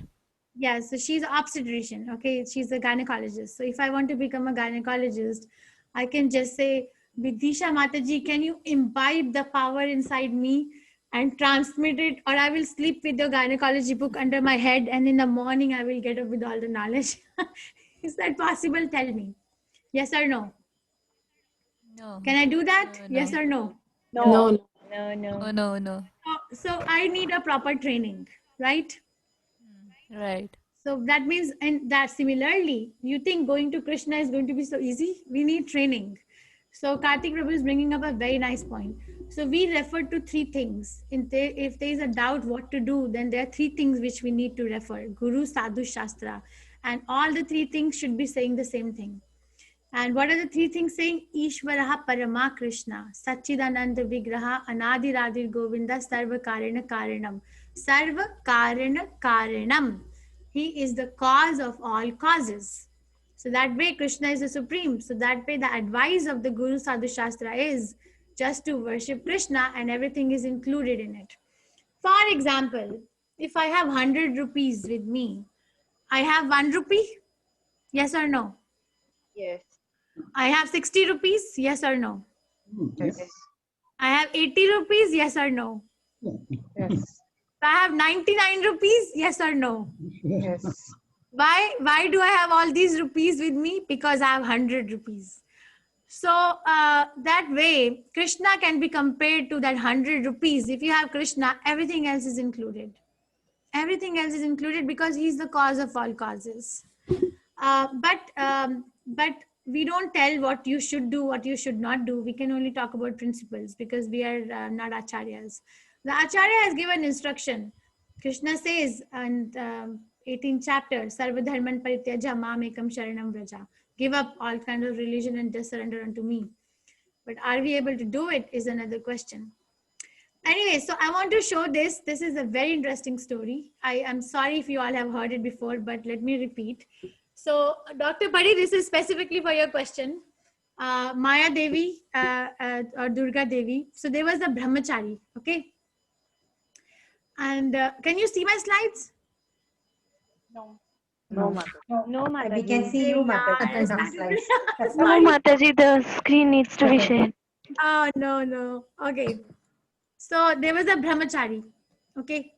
And the brahmachari was brahmachari means was not married, was celibate and was dedicated to spiritual knowledge. He was very dedicated to cultivating Krishna consciousness, had a very simple life, and he had a guru. The guru said, I am going to the pilgrim. You are a very sincere student. You take care of the whole temple business, okay? And then do nice, study Vedas. Then what happens? In his bhajan kutir, there was a rat. The rat used to disturb brahmachari. You know, it used to like pluck on brahmachari's clothes and his food. So he was very disturbed with the rat. So he asked his friend, what do I do with this rat? How can I get rid of this thing called rat?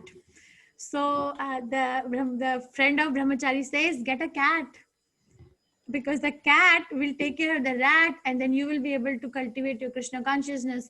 No rat, no problem. So he gets a cat. Now cat needs to be fed with the milk. Now cat is like, okay, she takes care of the rat, but she's hungry and she needs to be given milk. So brahmachari again goes to the friend. This cat is asking milk. I don't have time to go to market every day and buy milk. He says, keep a cow. Cow is such a simple animal. It will eat grass and drink water and give you milk 2 times a day. Okay, he takes this friend's advice again, and then from the rat, comes a cat, and from the cat comes a cow. So then he goes to the brahmachari again and says, Arey yaar, what did you say? I have to milk this cow I don't have so much time. It takes so much time to milk twice a day. I have to go get a grass. And the cow gets sick and I have to call the doctor. This is too much. Then he says, oh, okay, why don't you get married? Because you will have a wife, and get married to a devotee girl. You will have a wife. She will milk the cow. And the cat will get the milk, and there will be no rat. And then you can study Krishna consciousness so nicely. Okay, so he gets married. Then what happens? Then this happens. This guru comes back after so many years, and then he says, so how is Krishna consciousness going on? What are things you did? So he says, I have no time. I have so much big family to maintain. Where did it start from? Sorry. It started from a rat. The rat was bothering the brahmachari. He got a cat, then he got a cow, then he got a wife, and then this is the whole thing. And there's another story. Prabhupada was traveling in a train in India with Tamal Krishna Goswami. Tamal Krishna Goswami was Prabhupada's one of the first disciples from America. And Tamal Krishna Goswami had gone to India for the first time. He had no knowledge India how trains are. So he was traveling and they were sitting in the general coach. And then one very poor man came and there was nowhere to sit. So Tamal Krishna Goswami, he, squished a little bit and he said, Prabhu, you can sit here. So he made the seat for the person to sit. After some time, his wife came. So Tamal Krishna Goswami squished a little more. So the wife also could sit. And after some time, I don't know how many of their children also come. So Tamal Krishna Goswami was like completely squished to the side. So all of his family can sit. So Prabhupada made fun later saying that this is what Maya does. She says, give me a little, just a little bit. So you give a little, this is what happens. She takes over. So that is a function of Mahamaya, that to keep us in forgetfulness of Krishna. It's a test because this brahmachari could have just taken done something else, a trap, and trap the rat and go and release it in the jungle. Why does he need a cat, a cow, and a wife? And then, so you got it, Dr. Paddy? Yeah. Is your question answered? Yes, very, very nice explanation. So please, everyone, be careful. Don't open the door. Says, hello. My Guru Maharaj explains like this. There's going to be a knock on the door. Knock, knock. And then the person will say, who is there? And hi, I'm Maya. so the devotee will say, oh, very nice. Can you please wait for some more time? So don't pay attention. The minute you start paying attention is gone. She'll take over. Okay, last Saturday I finished till 4th. Should we finish 4th reading and then we'll discuss some question answers? Is that okay with everyone? Mataji, I have one question. Third also we did not read it. Hello. Oh, third bhi nahi kiya humne. Oh my God. Sorry. Okay, let's do the third. Hello. Anvaya Mataji, you want to sing for us? She's Hello. a singer. Hare Krishna Vasudevan Prabhu. Yeah, I have Hare Krishna, I can. two questions to ask. One is, yes. This is a genuine question that's in my mind for a long time. Was Krishna known as Krishna even before his incarnation? Krishna is not an incarnation. Krishna is Krishna Swayam. as an avatar, we all know. Krishna is an avatar there. It is mentioned in Dasavatara. Krishna is one of the avatars. But So my question is whether Krishna was also known as Krishna before his avatar. Is there any reference? Because So as far as Vaishnavism is concerned, it is Param Narayana, and he exemplifies in different ways, like Sankarsana, Aniruddha, and so on. But like that, but there is no mention of Krishna there. Of course, Krishna occurs, the name occurs in several other places. As far as I know, the name Krishna was given by Gargi, sage Gargi, when he names him in the Vrindavan, in one of the secret... yeah, the name giving ceremony. Yeah, that's one question. The second question is regarding goddess Lakshmi. As far as we know, Lakshmi is inseparable from Narayana. So that's why it's Lakshmi Narayana. And my understanding is Lakshmi in that case represents the she trait of the Parampurusha. He has gunas as well as guna as well as nirguna, manifest and unmanifest. So when he represents gunas, Lakshmi as goddess gives the female trait. Whether there is any actual shape or body for that, I wouldn't know. It's anybody's guess. Okay, we can take up one of your question today. The first question, Krishna as an avatar. Prabhu, when I did this 18-day course in June for the first time, we never know who is in the classroom, right? So there was one devotee in my class. She was from Odisha, and she later said that I am actually a PhD in religion and philosophy, and I'm working with the Jagannath Temple. I told her that Dashavatar Stotra that we read by Jayadev Goswami does not have Krishna. And I showed her, and I will show you the same thing. Let me pull it up. Okay, so Jayadev. I also. Yes, Prabhu. Yes, Mataji, the 8th incarnation is of Balrama instead of Krishna. So no, then they talk about the 9th one. So Vasudevan Prabhu, I'm going to show you my source in Gauriya Vaishnava Sampradaya, what we read, and I showed it to her. That Dashavata Stotra by Jayadev Goswami, what we think Krishna is not mentioned, So she said it is there in Jagannath temple in Odisha. There is a museum in which this Dashavata Stotra is displayed. And how can I say that this is not mentioned? So I showed her the reference. You know what she did? She said, I work with the Jagannath temple. So she went to Jagannath temple. The people who are dealing, the devotees who are dealing and making this Dashavatar museum in Jagannath temple. And then they read the reference I showed them, what Srila Prabhupada gave us. And then she said, you are right. This is right. We are going to change the museum of Jagannath temple. Can you believe that? Haribol. So I'm just going to show you the stotra, which we have from Srila Prabhupada. If you bring your reference, Prabhu, I'm happy to go over Vasudevan Prabhu. Mataji, I want to add to Vasudevan Prabhu what he Yeah, told. can I just show this, Prabhu? Can I just finish this and then you can add? So this is Vasudevan Prabhu. Can you see my screen? Sure. Can you see my screen? Yeah, okay. Gita Jayadev Goswami, our reference is from Gita Govinda by Jayadev Goswami. And Yes. these are all the, see, Keshava Dhirita, first avatar mentioned is Meena Sharira, okay, fish incarnation. And Keshava Dhirita Kurma Sharira, the tortoise incarnation. Keshava Dhirita Shukra Rupa. Then fourth, Keshava Dhirita Narahari Rupa, that's Narsimha. And fifth is Keshava Dhirita Vamana Rupa. Right. Sixth is Keshava Dhirita Bhrigupati Rupa. Seventh is Keshava Dhirita Rama Sharira. Eighth is Keshava Dhirita Haladhara Rupa, which is Balram because he carries the Tauf, yes, thank you. And ninth is Keshava Dhirita Buddha Sharira. 10th is Keshava Dhirita Kalki Sharira.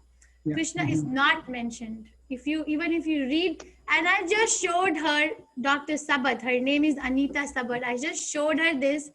She took it to the heart and I did not know what she's doing in the background. She went to Jagannath Temple Museum and came back and said, you're right. I said, Prabhupada is right. What is my level to give this? And they're changing it. They're changing it in Jagannath Museum. So it's not mentioned. Krishna is avatari. He gives birth to the avatars. He's not avatar. Okay, the other part will be Dr. Actually, Padik. Krishna, because he is the complete form. Krishna is the complete form, so we cannot call him as a avatar. He is beyond avatar. So whenever the Supreme Godhead descends into the earth consciousness, the higher forms are the avatars. They come with specific purposes. What we read in Gita, that to kill the demons and to make the dharma to prevail over the earth. And still a little more forms is the vibhutis, what we read in the vibhuti yogas and all. So this is the very unique thing in the earth consciousness, where Lord Krishna, with complete all the qualities, he has incarnated. So he is beyond avatar. So that's why it is not included in the 10 avatars. I also agree, and I am completely aware of these things, that Krishna's name is not there in the avatar. Yes. So this is by Jayadev Goswami, not by Prema Kishori. Jayadeva, yes. I'm aware of it. I'm aware of Jayadeva's. Mataji, I want to just add one more point here. Yes, Yeah, as Vasudevan Prabhu said, even I come from Vasudevan Prabhu's same Ramanujacharya. We follow Ramanujacharya only. So in our tradition, they worship Lakshmi Mata very high actually. So it's inseparable. That's how our acharyas have taught us. So as you said in one of the classes, So it's not bad. It's not wrong to follow our Acharya, right? So whatever they said, it's fine to follow our Acharya, since Krishna or Vishnu, they're all different forms. So it's okay to worship our Krishna or Vishnu at the starting stage.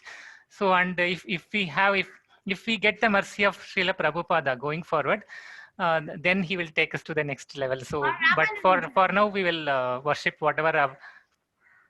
No, Yes, Ramanujacharya is an acharya, is a bona fide acharya. Srila Prabhupada has accepted Bhaktivedanta Prabhupada. Even the mercy of Ramanujacharya is equal to the mercy of Srila Prabhupada. There is no competition. There is no competition. So it's okay to follow whatever Acharya has told us, right? So that's what my because opinion is. Ramanujacharya represents none other than Adisesha. He is reincarnation of Adisesha. In the previous avatar of Rama Avatara, he was Lakshmana. It's the same Ramanuja who was represented as Ramanuja in the previous one. Now, I know that. My point is, Krishna, we all know Krishna's place with Gopikas and all that. Krishna as a human avatar. Krishna as a god coming as human. But he, unlike Ramavatara, Krishna at many places he reveals himself as the supreme god, like the Dashavatara that he himself reveals in the course of Krishna Avatara, even to his own mother.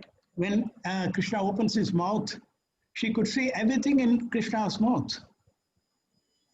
Okay. So that So way. what are you trying to say? What are you trying to say? Synonymous. So as far as I'm concerned, Krishna is synonymous with Narayana or Vishnu.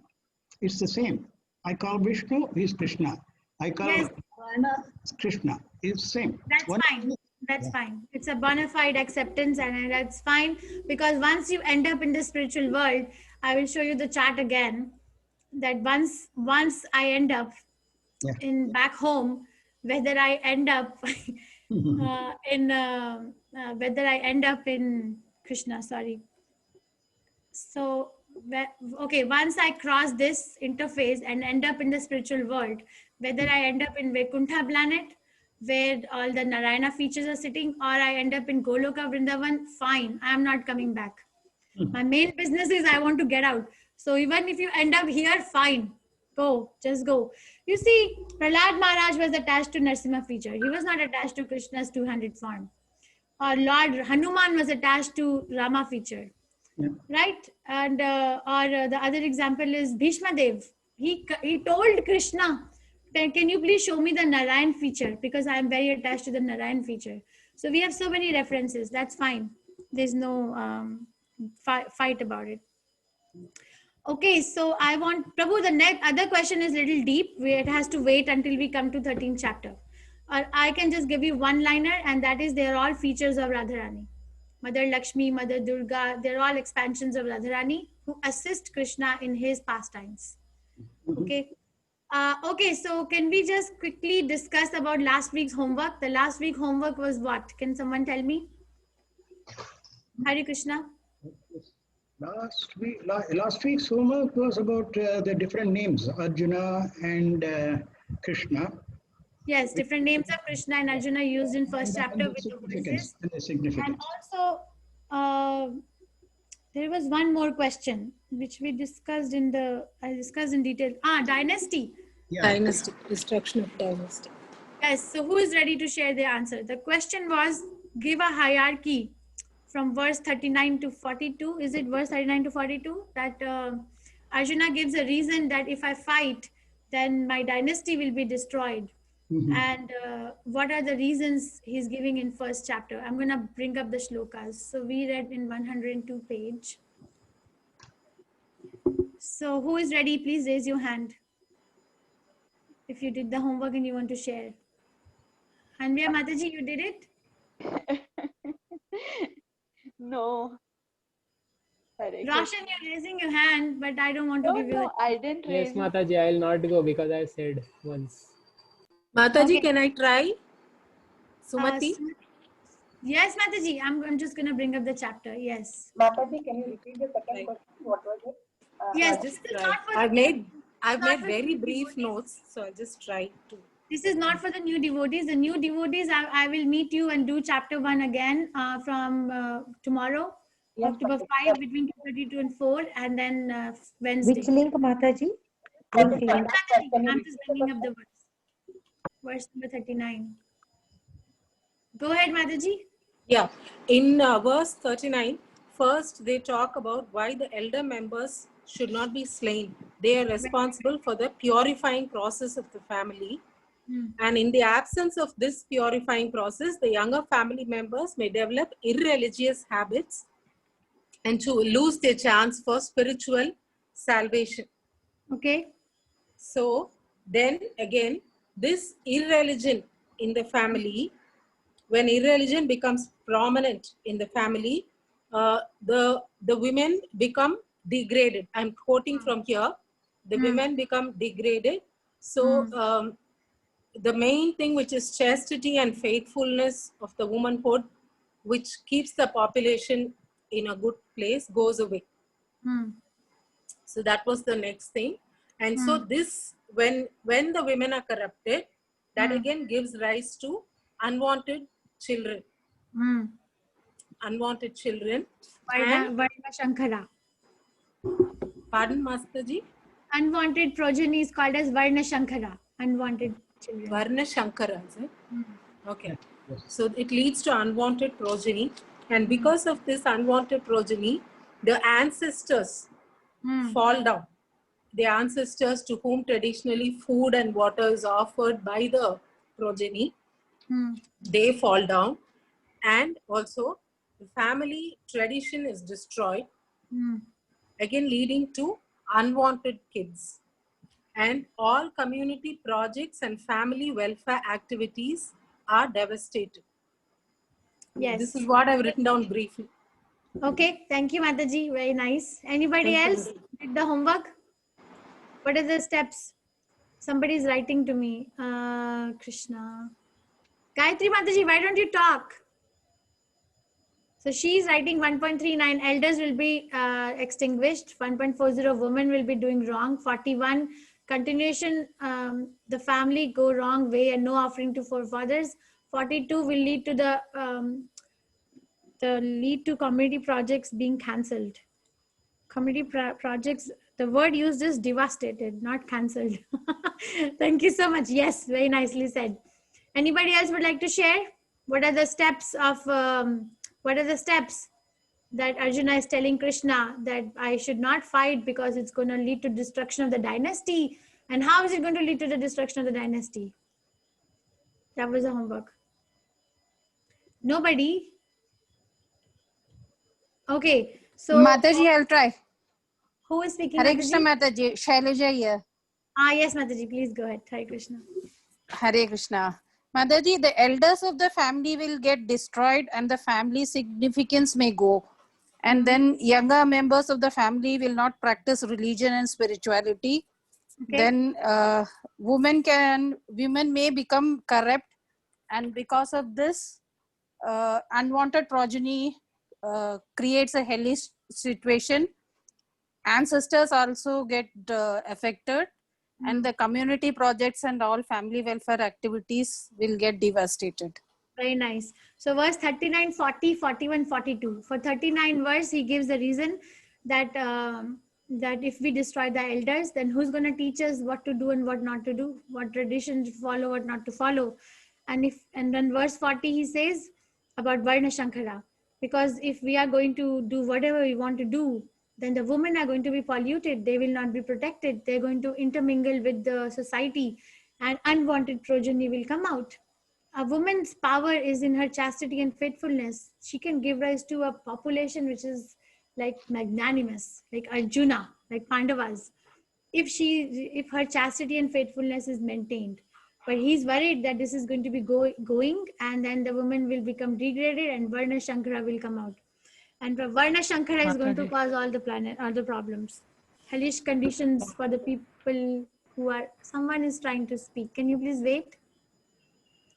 Hellish conditions, you see, Varna Shankara is like terrorist, you know, nothing, sitting and shooting people. Or I was reading one time, Syria, they're killing newborn children in the nursery. So hellish. In the name of religion. That's called Upadharma. So hellish condition not only for the people around them here, but also oblations to the ancestors will be stopped. And then all kinds of community projects and family projects will be devastated. You see, these terrorists, wherever they are, they will not let anyone live peacefully. It's devastation, devastation. So that is he's worried that this is going to happen. Someone was trying to speak. Yes, who was it? I'm sorry. Elders will be killed means what, Mataji? I did not understand. Well, he's fighting now. He's going to kill Bhishma Dev, Dronacharya, Kripacharya, all his gurus. So Okay, Mata. He's talking about Arjuna's side only, not our general society. Okay. So Arjuna is giving a reason to Krishna that if I fight this war, then I'm going to destroy the dynasty. Destruction of the dynasty will happen. And he's explaining how. Because in this war, the elders of the family will be killed. Isn't it, Karthik Prabhu? Okay. Yes, Mataji. Yes, correct. All of you, please read after the class, before the class. If you're not going to read, you'll not be able to keep up the pace. I have two announcements. One is that I'm going to be sharing a form in your question form for next week questions. Let's go over them. We have only 2 or 3 of them. But I expect all of you to write me 1-liner, 2-liner, don't have to be elaborate. Okay, so what are the 6 symptoms of Bhagwan in English or Sanskrit? Anybody? Everybody, anybody? 2.2 verse. Yes, go ahead. Fame, beauty, Mataji, all strength, all fame, all beauty, all knowledge, and all richness, riches, and all renunciation. That will be one of the questions. And then the next is list Arjuna's argument for not fighting. We discussed it. And what is the meaning of the phrase Shudra Hridaya Daurbalya? We didn't read third ones, right? This is okay. We'll read next week. So I will be sharing it. You have a time until the end of the chapter to return the form. You don't have to do it right away. Okay? Mataji, the form is not opening, Mataji. I tried very much, Mataji. Yes, I know. I answered in that group. I will look into it and share again. Okay, I'm sorry. I don't know what I'm doing with these computers. Mataji, that 6, instead of 6 symptoms, I think it will be better if we write 6 signs. Symptoms, instead of symptoms, if we write signs, it will be I agree. I agree. You know, this is only a doctor can catch this. So symptoms, reports and signs is what the doctor finds. Well, you have this. So he's saying we have to study, not Krishna has to say. Okay, yes, thank you. Okay, I have one more announcement. I'm sorry, it is only for the ladies though. I have invited a very nice speaker on 18th October at your 6:45 p.m. India time, 18th October. I'll share it in the group again, but please mark your calendars. Her name is Rajalila Devi Dasi. She's a very, very senior devotee. I have associated with her many times. Actually, yesterday only we spoke. Very advanced devotee. She gives seminars all across the globe. And she is going to speak to the ladies in my Sadhu Sangha group. So even if you're not a member of the Sadhu Sangha, it's fine. I still openly invite all of you. The topic is going to be from the head to the heart, exploring the opulence of fine speech as a quality of Krishna in a woman. So we're going to explore the quality of fine speech as an opulence of Krishna in a woman. Krishna says, I'm 7 things in a woman, right? In 10th chapter, he says, fine speech is one of them. Intelligence, faithfulness. I don't remember the other things, but 7 things and fine speech we're going to explore. So please come in here. She is a psychologist by training, and she conducts very interactive sessions. 100% whenever I've attended, I've never been disappointed. Okay, so I will invite all of you, but it's only for the ladies. The other thing is in my 6:30 group, Saturday 6:30 a.m., Roshan Prabhu's blessing, we are going to meet twice a month. We are going to meet other time also. Roshan Prabhu, by the way, I have not heard the responses yet. I do not know if you all want it. I'm just saying we don't have to do it if you don't want it. They want to meet more than once a week. So I have said, okay, one day is set, Saturday, Sunday.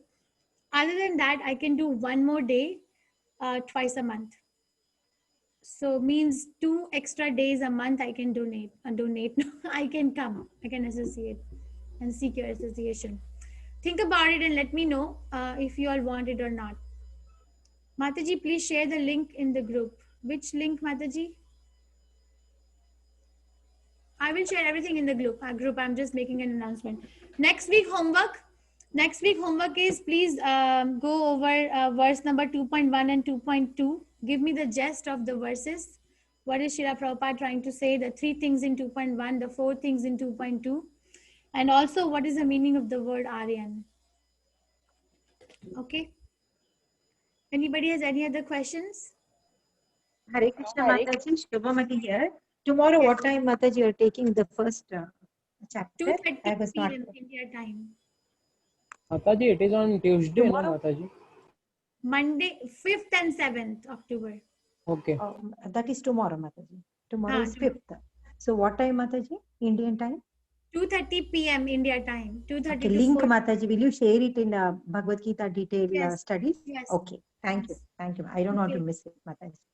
Hare Thank you. Krishna. If anyone has to leave for other responsibilities, please feel free to leave. Anybody has any questions or should we leave? Hare Krishna Mataji, Hare you Krishna. can send the recording of this particular class because many important things you have discussed.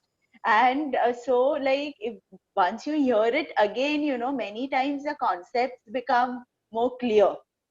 Yes. Yes, by your order, we uploaded the recording of last week also. And Yes. I shared.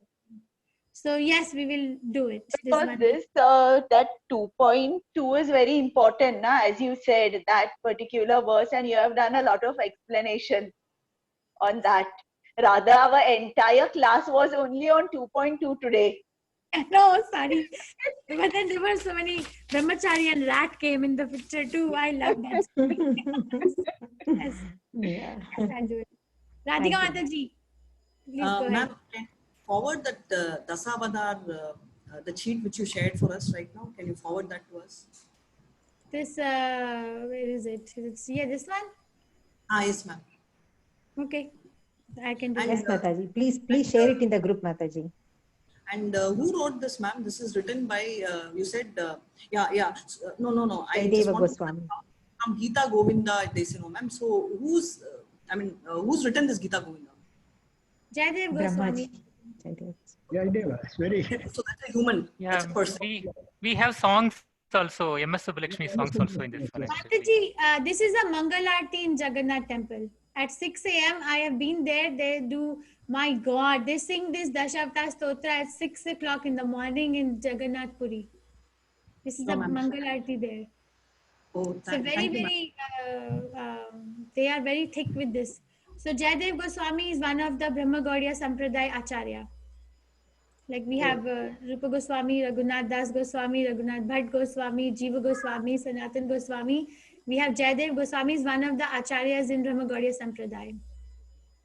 So he has written prayers to Krishna and this is one of his prayers.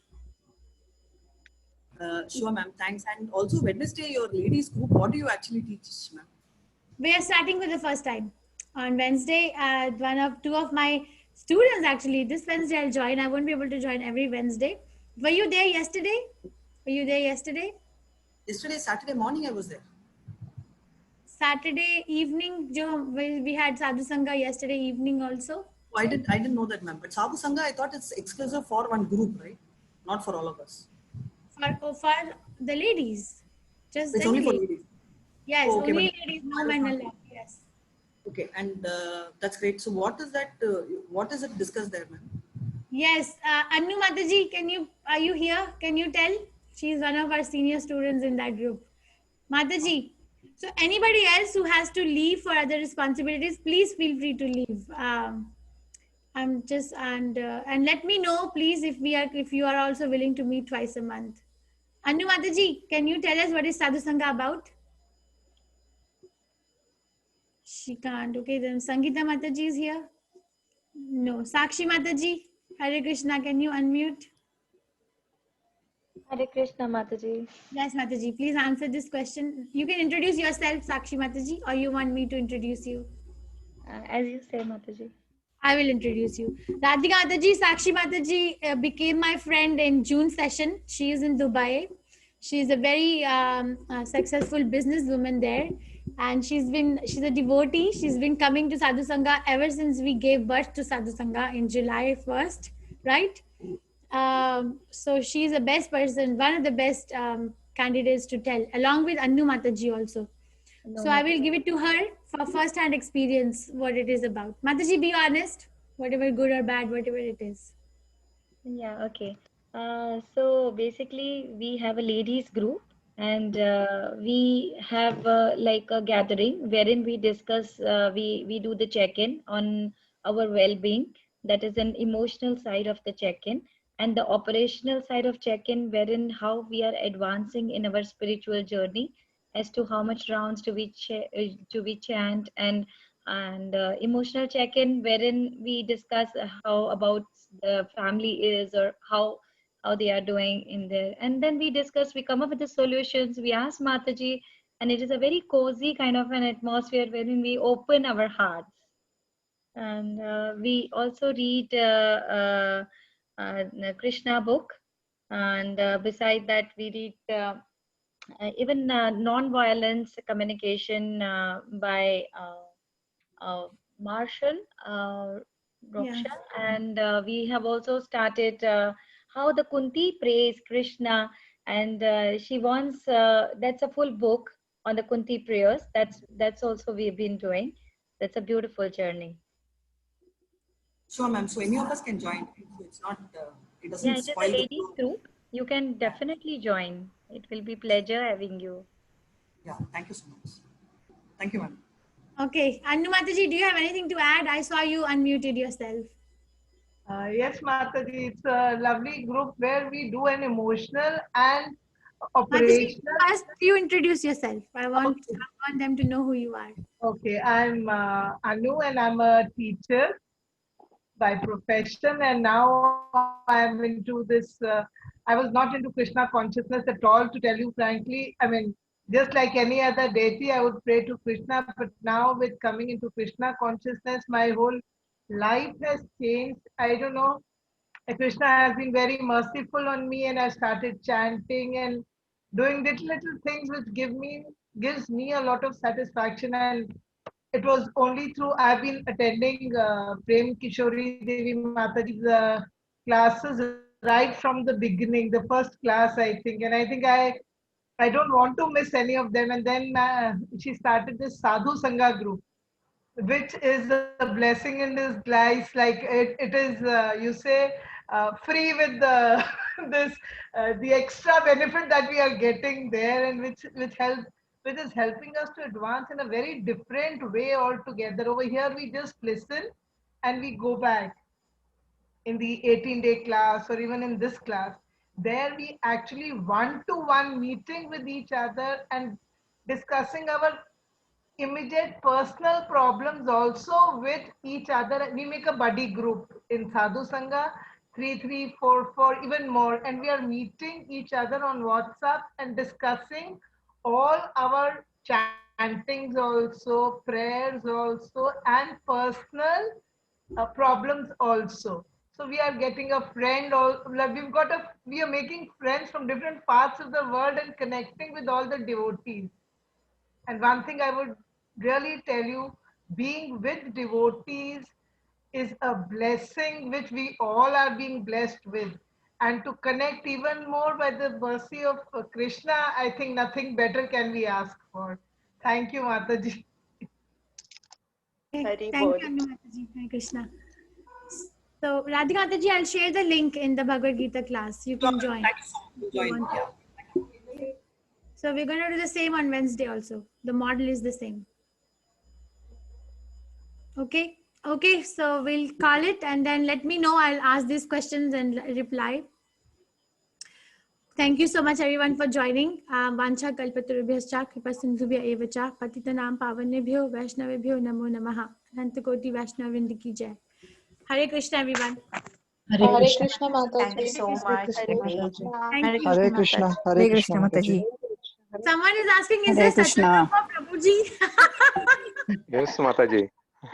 Hare Krishna, Mataji. Oh, Hare Krishna Prabhu. I do not know. I do not know if there is a group of Prabhuji. Honestly. Ask Roshan or Namanishta Prabhu. Roshan, can you ask Namanishta Prabhu if there is a group for Prabhujis like this? There should be. There should be. Hare Krishna Mataji, what are you saying, Mataji? One Prabhu, Ajit Prabhu is asking, if it's a very valid question, is there such a group for Prabhujis? We are going to create that, Mataji. It isn't there till now. Okay. Please inform us, Prabhu, once it is formed. Yes, sure, Prabhuji. It will be kept in the group only. We'll put it in the group. Okay. Hare Krishna. Thank you, Prabhu. Mataji, according to Krishna, everyone is ladies only. Like only he is the only Purusha. Then come. I invite you. You will only. That is the truth, Mataji, according to Vaishnava principle. That is, yes, you're right. You're right. I'm not saying you're wrong. That is why I'm inviting you. So come. The thing is, thank you, Mataji. I'm pulling your leg, Prabhu. Jnana is one thing, Vigyan is another thing. Knowledge, Gyan is application of knowledge. So depending on the level of my realization. Yeah, in Bhakti, everyone are same, no, Mataji. What? In Bhakti, if you start doing Bhakti, you don't see whether male or female, all are Bhaktas, they may be same. Yes, if I'm on a Mahabhagavata stage, yes. Yeah. But I'm not on the Mahabhagavata stage. Okay. Okay, thank you. I know you want a group like that probably. That's why you're asking. It's a very valid... Yeah, thank you, Mataji. Hare Krishna, everyone. Hare Krishna. Hare Krishna. Hare Krishna. Hare Krishna. Hare Krishna. Hare Krishna. Hare Krishna. Hare Krishna. Hare Krishna. Stop the